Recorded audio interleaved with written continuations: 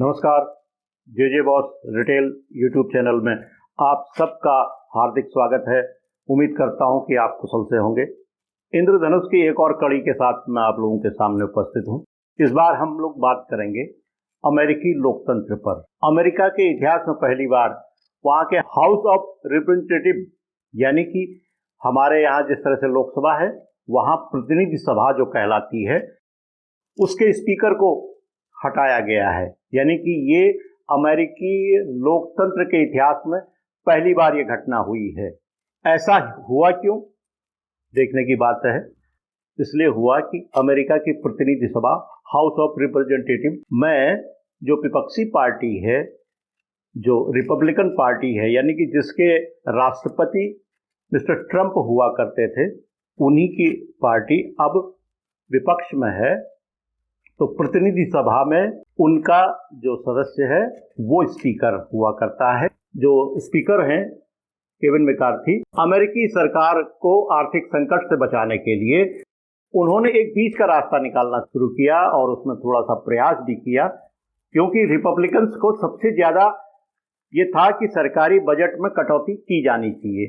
यानी कि ट्रंप की पार्टी चाहती थी कि यूक्रेन का बजट जो है उसको कट किया जाए, यानी कि यूक्रेन को जो जबरदस्ती जो बाइडेन साहब पैसा दे रहे हैं इसको रोका जाए। इसके अलावा भी कई और जो खर्चे थे उनमें कटौती करके अपने देश की आर्थिक व्यवस्था को सुदृढ़ करने की बात थी।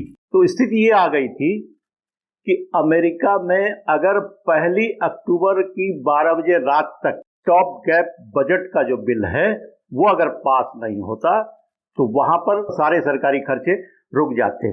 इसे इकोनॉमिक शटडाउन कहा जाता है।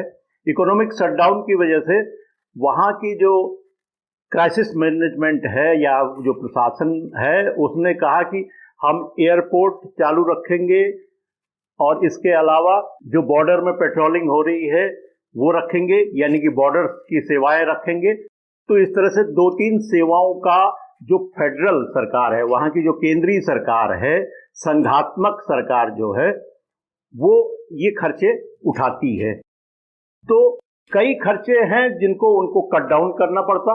केवल ये 2-3 किस्म के जो खर्चे हैं ये जारी रहते और 40 लाख जो संघीय कर्मचारी हैं, यानी कि संघ सरकार के फेडरल गवर्नमेंट के जो एम्प्लॉई हैं 40 लाख, उनको भी वेतन मिलना मुश्किल हो जाता है, क्योंकि अमेरिका में बहुत जगह ये है कि हफ्ते में पेमेंट होता है। तो निश्चित तौर पर ये आर्थिक रूप से लॉकडाउन लग जाता पूरे अमेरिका में और उसकी जो जरूरी सेवाएं हैं वो भी कुछ ही दिन और चल पाती।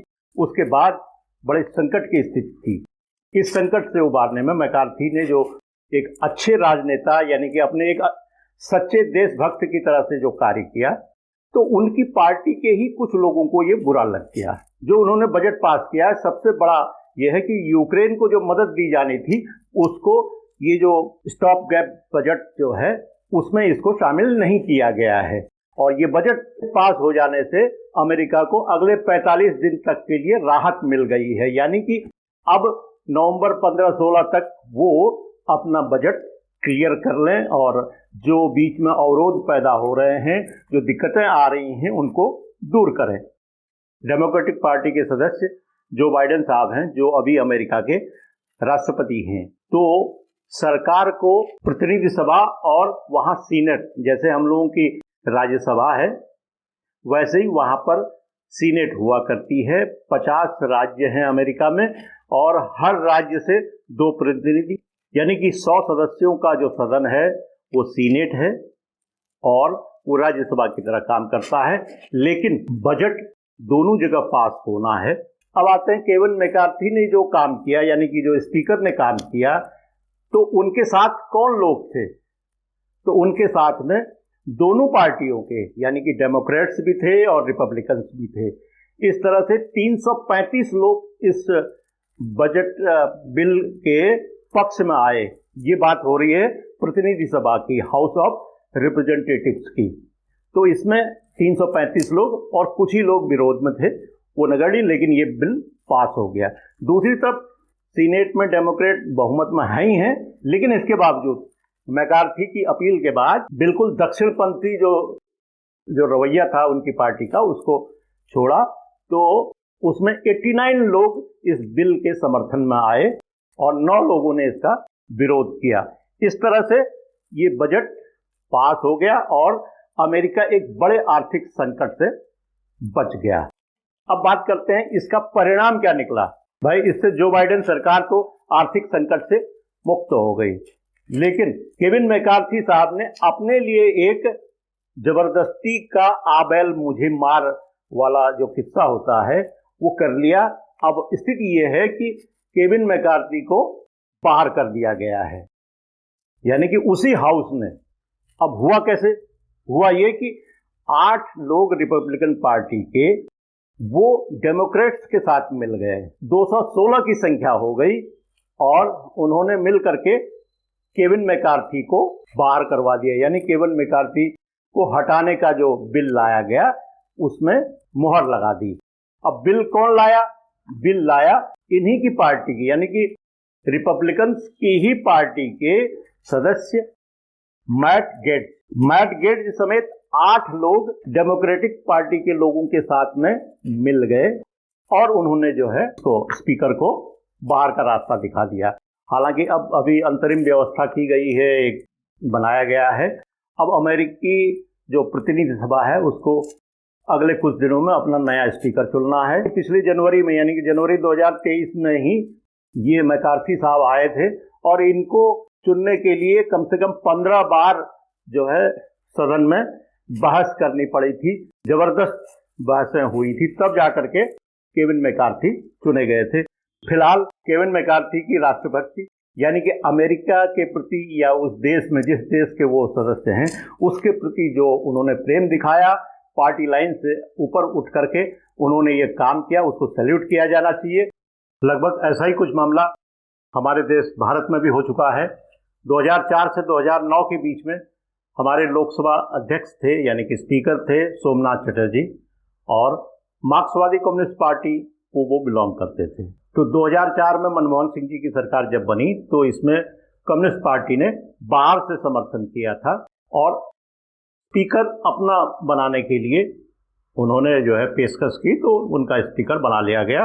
सोमनाथ चटर्जी बहुत सीजन पार्लियामेंटेरियन रहे हैं और उनको कई सालों का अनुभव था। तो आप समझिए कि स्पीकर की पोस्ट काफ़ी पिक्यूलियर होती है, काफ़ी मजबूत होती है। जरूरत पड़ने पर वही सरकार को बचा सकता है, जरूरत पड़ने पर वो भी विपक्ष के लिए कुछ मदद कर सकता है। इसलिए भारत में जब भी गठबंधन की सरकारें बनती हैं और सीधे कोई पार्टी सरकार में शामिल नहीं होना चाहती है तो वो कहती है कि हमको स्पीकर का पद दे दीजिए, बाकी सदन हम अपने हिसाब से चलाएंगे, सरकार का हम समर्थन करते रहेंगे। जो भी है, अगर लोकसभा अध्यक्ष, विधानसभा अध्यक्ष यानी कि पीठासीन अधिकारी किसी मामले पर विचार कर रहे हैं तो कोर्ट उनको कोई गाइडेंस भी नहीं दे सकता, कोई नोटिस भी नहीं दे सकता है कि इसमें आप जल्दी सुनवाई करें। अब हुआ ये कि मनमोहन सरकार ने अमेरिका के साथ में परमाणु संधि की और उसको लेकर के लोकसभा और राज्यसभा यानी कि भारतीय राजनीति में काफी उथल पुथल रही। बहरहाल संसद ने इस प्रस्ताव को पारित कर दिया कि अमेरिका के साथ में परमाणु संधि की जाए। अब इसको लेकर के कम्युनिस्ट पार्टी चाहती थी कि सोमनाथ चटर्जी अपने पद से इस्तीफा दें और जो है वो सरकार को यहीं छोड़ दें, लेकिन सोमनाथ चटर्जी ने यहाँ पर राष्ट्र का साथ दिया, राष्ट्रभक्ति का अपना परिचय दिया। उन्होंने कहा मैं लोकसभा अध्यक्ष की कुर्सी नहीं छोड़ूंगा और जब तक सदन ने मुझे इस पर बिठाया है, अगर वो सदन चाहता है कि मुझे बाहर करना है तो बाहर कर दे। नतीजा ये हुआ कि मार्क्सवादी कम्युनिस्ट पार्टी ने सोमनाथ चटर्जी को अपने पार्टी सदस्यता से ही हटा दिया, यानी कि उनकी सदस्यता, इतने वरिष्ठ व्यक्ति की सदस्यता छीन ली। तो ये तो है कम्युनिस्टों के किस्से, इस पर कभी और बात करेंगे। अब आते हैं ये रिपब्लिकन पार्टी का मैट गेट्स कौन है, जिसके नेतृत्व में 8 रिपब्लिकन सांसदों ने डेमोक्रेट्स का साथ दिया और केविन मैकार्थी यानी कि जो वहां के स्पीकर रहे हैं उनके खिलाफ वोट दे करके उनको बाहर करवा दिया। अगर मैट गेट्स की आप हिस्ट्री पढ़ें तो ये अमेरिका का बहुत विवादित व्यक्ति रहे हैं और इनके खिलाफ वहां पर कई जांचें चली हैं। जस्टिस डिपार्टमेंट ने भी वहां पर जांच की और ये एथिक्स कमेटी यानी कि जो वहाँ के संसद की जो एथिक्स कमेटी है वो भी जांच कर रही है 2021 से। उनके ऊपर बाल शोषण का आरोप है, उनके ऊपर कई तरह के फंड का जो मिसयूज करने का है। मैट गेट्स पर यह भी आरोप है कि उन्होंने कई बड़े बड़े गिफ्ट लिए हैं, यानी कि कुछ उन्होंने जरूर अपने देश के खिलाफ कुछ काम किया होगा। बहरहाल तो हमारे देश में जो दल बदल विरोधी कानून है यानी कि एंटी डिफेक्शन लॉ, अगर ये अमेरिका में लागू होता तो ये 8 सदस्य जो है रिपब्लिकन पार्टी के, ये पार्टी व्हिप के आदेश का उल्लंघन नहीं करते और ये मैकार्थी साहब स्पीकर बने रहते। तो सवाल ये भी है कि भाई तो ओल्डेस्ट डेमोक्रेसी को क्या कुछ मदर ऑफ डेमोक्रेसी से सीखना चाहिए? अगर सीखना चाहिए तो पहला काम तो यह है कि भाई दल बदल विरोधी कानून वहां भी बनाएं। फिलहाल अमेरिका अपने नए स्पीकर की तलाश में है और अगर वो चाहे तो दल बदल विरोधी कानून का ड्राफ्ट उनको भेजा जा सकता है। अब वीडियो का अंतिम मुकाम आ रहा है। अगर आपको इंद्रधनुष की ये मेरी पेशकश अच्छी लगे तो कृपया इसे लाइक करें, शेयर करें और जिन व्यूअर्स ने अब तक जे बॉस रिटेल यूट्यूब चैनल को सब्सक्राइब नहीं किया है कृपया सब्सक्राइब कर लें। इन शब्दों के साथ फिर होगी मुलाकात। बहुत बहुत धन्यवाद। नमस्कार।